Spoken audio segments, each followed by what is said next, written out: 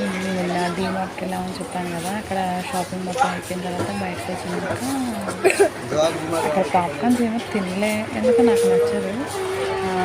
సరే ice cream వేసుకున్నామని చెప్పేసి ice creams తీసుకుంటే మా పిల్లలు ఏంటంటే వాటికి బాక్స్ కావాలి అన్నాను,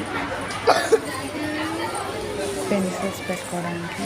ఆ బాక్స్ కొనాలని చెప్పేసి వేస్తూ ఉన్నారనమాట.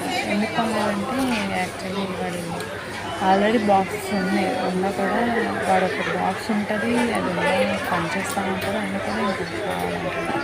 అది ఎందుకు అది వాడైతే కొంటాను కదా.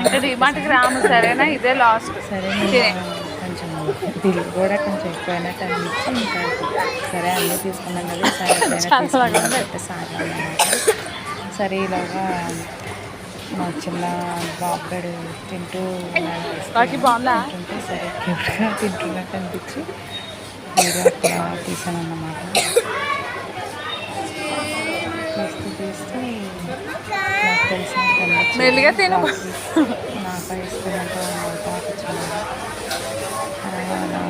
పెద్దలు తిన్నాను ఏడుస్తూ ఉంటే సంభాయిస్తే ఇంకా తెలుగు బాగా వస్తుంది. అంటే నాకు తెలుగు రావడం కాదు, మరీ తెలుగు వచ్చేస్తుంది అని చెప్పి అలా తింటూ ఇలా వీడియో క్లిప్ అన్నమాట.